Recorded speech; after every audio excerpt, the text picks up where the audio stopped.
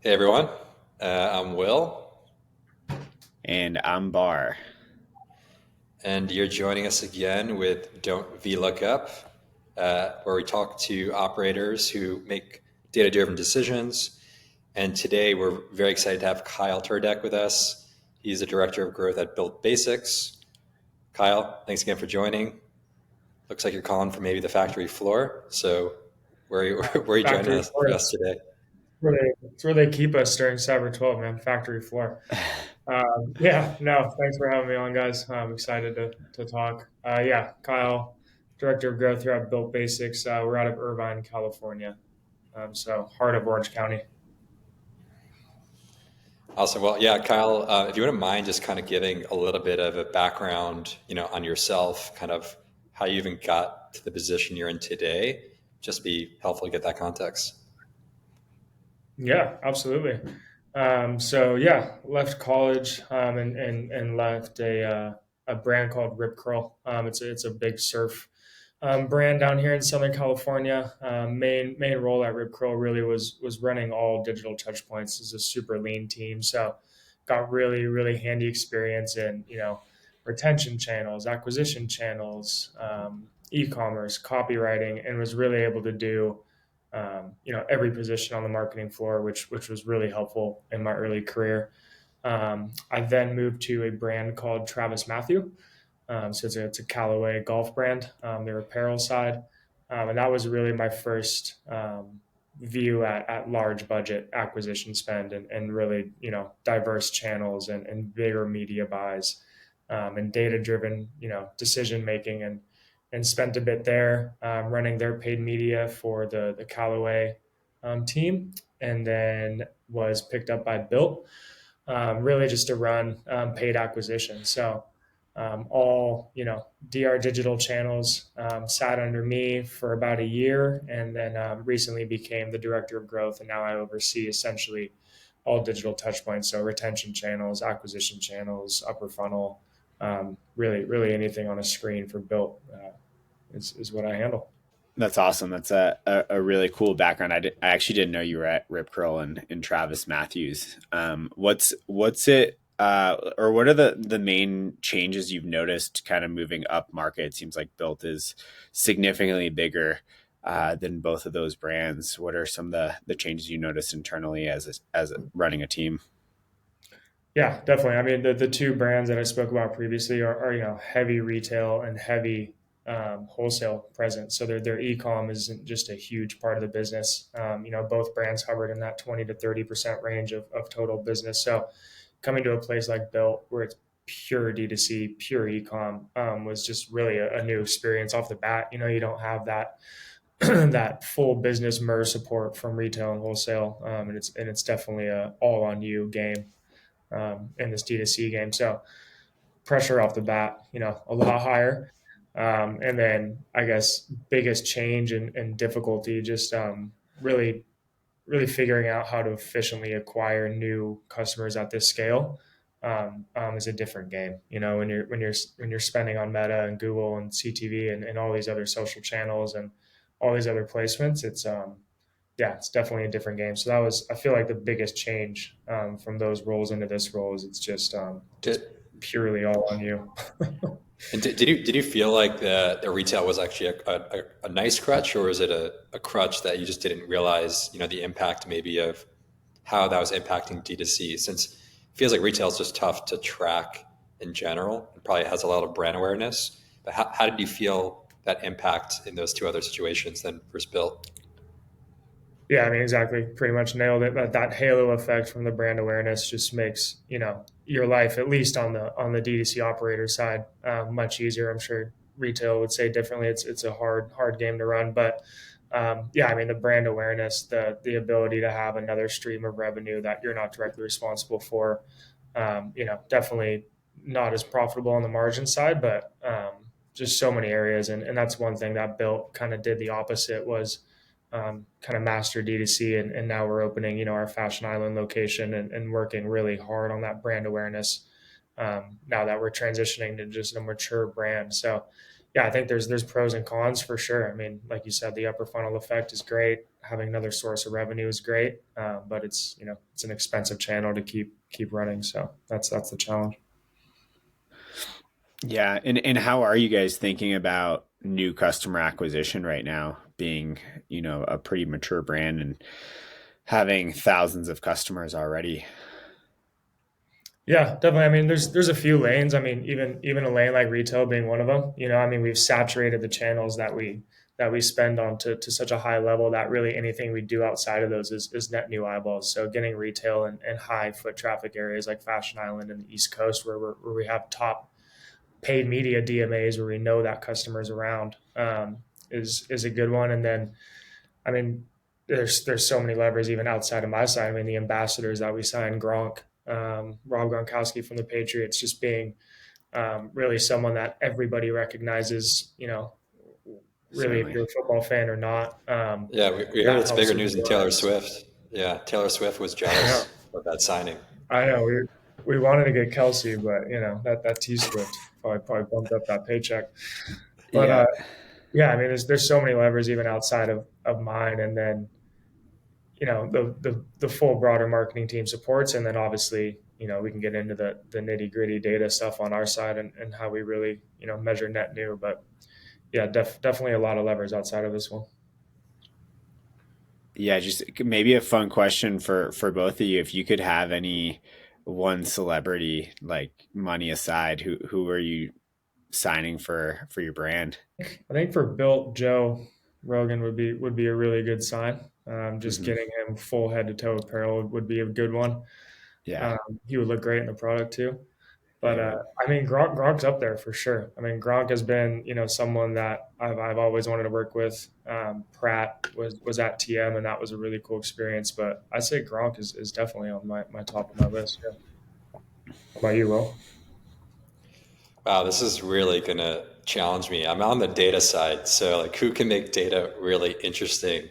Uh, I don't know why. In the back of my mind, Bill Nye came up. I don't even know like why. Like, science and data feel very like how do you like humanize data to be interesting? In a lot of ways. Is Bill Nye still around? I He's still think he's here. not. Is he? Yeah. Okay. I've seen some stuff. Yeah. Bill Nye the If you're hearing Science it, Guy. Bill, yeah, Bill, And then the second thing that came to my mind was like the Backstreet Boys, but that's just like a personal, background thing again, but I don't know how they apply to data at all, for the very least. Yeah, Bar, what about you? I'm embarrassing myself at this point. Man, I think for me, it's like, yeah, I can't even think about like the data side. It's just like, I'm just gonna be selfish and want to work with the people that like I look up to. So probably like some big snowboarders like a Travis Rice, or like big hockey players like Connor Bedard, who just like came on the scene. And then obviously music. I know Kyle, you guys have worked with Zoo and a couple other like big DJs, but yeah, someone in that space as well.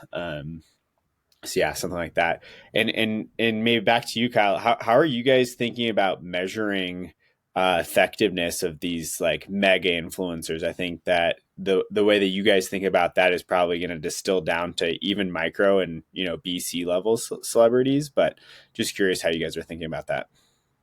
Yeah, definitely. So most of the partners we have, we have whitelisting BCA partnership ad access to, so we're able to run ads through their account, and obviously we can get just a ROAS metric there for how they perform, even against each other or against the entire account from the digital side. But honestly, a lot of our ambassadors are assigned more to just be a fit of the brand. I mean, this brand is about confidence in every opportunity and the clothing to supply that. So all of our ambassadors, very confident, very fun, um, happy guys that love to wear our clothes. That most of our ambassadors, Gronk was head to toe built even before we approached him. Like he just genuinely fit the product, and it looked really good in it, and it was his go to for everything he did. So a lot of the partnerships come off that, just partnerships that can genuinely speak to the product. I mean, we've done UGC stuff and smaller partnerships with people, and you can just feel I that think you were there's saying, so even with them, kind of having that brand ethos is obviously great.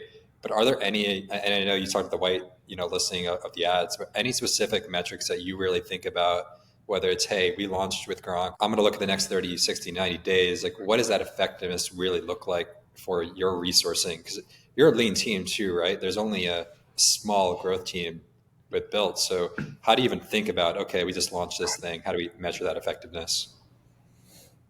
Yeah, definitely. For the channels that I own and are able to be measured efficiently, we're on Northbeam for everything multi-touch. So anything that's a brand ambassador, where the goal really is to acquire net new eyeballs that knew the ambassador but maybe weren't as familiar with your brand. We'll use Northbeam heavily. So we'll look at first timer, we'll look at CACs, we'll look at predicted LTVs at a 30, 60, 90 day. So we can really get a read on initial acquisition and then really how valuable Northbeam thinks that customer is going to be based off, all those signals that they use in their proprietary PLTV, but, AOV and HHI and all those things start falling in. So we'll typically look at like very granular acquisition metrics, everything from a first touch, everything from a first MER standpoint, just because that's, where we want to be really focusing on the spend is how efficiently are we acquiring new customers with this, brand awareness play. And So yeah, how are we'll you even focus setting on. those? How are you setting those MER targets? Yeah, definitely. I mean, every aspect of the business, really. I mean, we have our business total business MER, all the way down to first time MER, returning MER on ad level. So everything gets looked at from a multi touch attribution MER level. Um, so we're just able to make decisions on efficiencies based off of that first time touch. See how efficiently we're acquiring new. And is that just because you have such a good handle on like the repeat purchase as well? Just like really dialing in, saying, hey, we know what lifetime value is going to look like. So we know as long as you hit this first timer, and like that's how you optimize the cost around. Just, hey, let's get that first time purchase dialed in. Nailed it. Yeah. BYLT is super fortunate to have a really strong returning. And, I spoke with Shaq about this last time I saw him. It's like that BYLT guy is just such a BYLT guy, like head to toe BYLT. Like we have no problem on returning. The product quality's there, the line expansion's there. That retention rate is very, very high. We know if we can acquire that they're going to be a long time customer. Our CAC LTV view is really efficient, and we'll look at that from a 30,000 foot level. But yeah, I mean, we just kind of know the MTA MERS that we need to hit to really start seeing the growth. And how long is that purchase consideration cycle for you? Is it pretty quick? So you have to kind of get them effectively where they are. Like, how important is timing? Like, I know we're sitting in the middle before Black Friday. So again, thank you for that time. Like, how important is this time for you to acquire that initial set of customers that are going to be those lifetime users for you? Yeah, we use our post purchase survey really to kind of gauge how long a consumer knew about us before they purchased, and we have a pretty even split really across all of the time ranges. But this time of year being obviously much different, our new customer percentage goes up.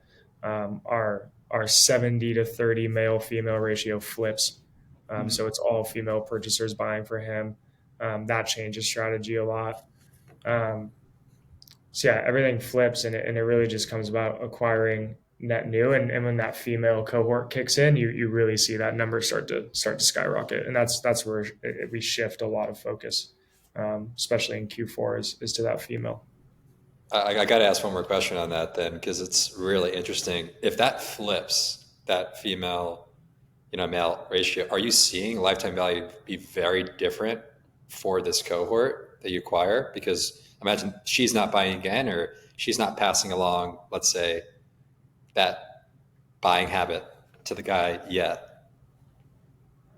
Yeah, 100%. Yeah, the CAC to LTV ratio definitely plummets Q4. I feel like, for everyone, gift giving season is definitely it. In that BAU period, we see really strong LTV from that guy that buys it for himself and becomes loyal for BYLT. This year is going to be really interesting because it's the first year we've had a full female line available. So we'll be focusing on GWPs during Black Friday for females. So spend over a certain basket and get a female tee or something. So we're really, really working to get product in the hands of female. That's female product. We really believe in it. The line is incredible this year. So we ask all of our guests this one question. and love to point at you, Kyle. So obviously this is a data-driven podcast, and love to just understand the one transformational decision you've made in your career. It doesn't have to be at BYLT, but one super transformational decision you've made based on data, and love to maybe like dive a little bit deeper once we get that answer. Yeah. For me, the first time I was really introduced to MTA at a high level was at Travis Matthew, and that definitely kind of shifts a media buyer's mindset into really understanding fractional attribution and the amount of touch points required to make a purchase, and just all of the purchase paths and flows that you really have to understand, time of consideration. That for my career was probably the largest. In platform and incrementality are definitely two areas where I would strengthen up as a media buyer, but the most transformative thing was MTA. So my recommendation, multi-touch, really for every business that I touch, and I know it's likely on its way out, and there's better solutions coming, but for right now, just for a media buyer to be able to learn and understand fractional attribution, it just completely changes the way you buy media. Being able to use, a first timer and get really good at looking at your different attribution, your different touch points first and last, and really understanding when you're at scale, what, all these millions of impressions you're getting, what are they really doing in that funnel? And I feel like as a media buyer, that is definitely the most transformational thing you can do, really in your career. And then that kind of pushes you really into the very granular acquisition costs. Start looking at CAC to LTV by every single cohort possible. Then Yeah. you start To, looking to at that contribution margin. to that Go. point, though, with privacy, these constraints coming in, and you said MTA is on the way out. What are you supposed to do in that sense? Like, do you still rely on MTA while there is enough signal, or are you slowly transitioning your way out of using MTA as that kind of defining source or technique? Yeah, we're slowly transitioning out just as it gets harder and harder into incrementality. We use measured to look at incrementality from campaign all the way down to the ad level. Um, Measured, it updates really efficiently, and you can actually get a pretty good pulse on incrementality. And then if you're using their DDI data, that's great. But I would really encourage people to perform their own geo holdout experiments. Really, at a small scale, you can get really good results and reads for it. So yeah, totally right. Will MTA, probably going to see some challenges here in the next few years, definitely. But so yeah, we've onboarded measured to start to make that shift. And the way measured reports from an incrementality standpoint, necessary touch points kind of resonate with new to file, which is really the goal you're getting with MTA. So yeah. Well, you'll have to tune in. We just spoke to Hans Harris at Brewmate. He's talked about geo lift tests on Meta and incrementality tests. So it's exactly kind of Yeah. the strain where they're really leaning into that as well as the way to measure, especially brand effectiveness. Because interesting on that conversation, they talked about really testing brand reach and frequency as the way to think about their brand marketing efforts and just general marketing efforts, because they have a pretty well dialed in effect of saying, okay, we know that the consideration cycle is X. We know if we put enough eyeballs in front of them, then eventually they're going to buy. And it sounds kind of similar to what you're talking about, which is there's a lot of impressions being served here and there. But once they become a customer, they're good. So how do you just increase that exposure? Really sounds like that's the strategy today. Yeah. Yeah. Exactly. I mean, as far as transformational, I mean, when I got to build, all the marketing spend was in Meta. And we've really done a great job in expanding to TikTok and expanding to Google, and really getting aggressive on non-brand and just areas that the brand hadn't explored before, and then all the way up upper funnel, CTV, YouTube, definitely two other areas we're invested in. So yeah, it's just an impression game for sure. You have good product, that returning cohort's always going to activate if you treat them right. Um, so yeah, similar to Hans, I've had some good conversation with Hans about geo holdouts on Meta. I would recommend it for sure. Yeah, and I know we're definitely coming up short on time because I'm sure you got to run the business. But one more question for me at least is, what do you think are the biggest roadblocks for people adopting kind of data-driven strategies? Again, a question we kind of ask a lot of operators on this podcast. Yeah, I mean, I think the roadblock you kind of hinted is privacy. It's just going to get more and more challenging to get really true viz, and it's going to get to the point where geo holdout and just back to basics incrementality is really going to be the only way out. Privacy changes, 14 now 17. It's always been the biggest challenge for all of us. So I would say that's the biggest challenge. And as far as how to get out, incrementality. Awesome. Sorry, I was dying. No, you're good. Well, yeah, thanks so much, Kyle. We appreciate you taking the time, especially on this super busy week. Just for everyone that's listening, if they want to follow you, where can they find you online? Oh man, definitely all over LinkedIn. I post there pretty regularly, so hit me there. Um, Otherwise, come stop by the HQ retail store. Get some built Cool. merch, and we'll link up. Yeah, it looks great. Yeah, I've done it. I would recommend. I thought it's like the glass onion, little sphere there in the store in the picture, Yeah, that was our right? that was our eyeball catcher for sure. So yeah, we got Oh that yeah. in there. It's a cool art piece, man. It's pretty trippy. Well, yeah. Thanks again, Kyle, and of course, good luck in this sale period and gifting period. So appreciate the time. Yeah, thanks Yeah, guys. Appreciate it. Have a good one. take care. Later, boys.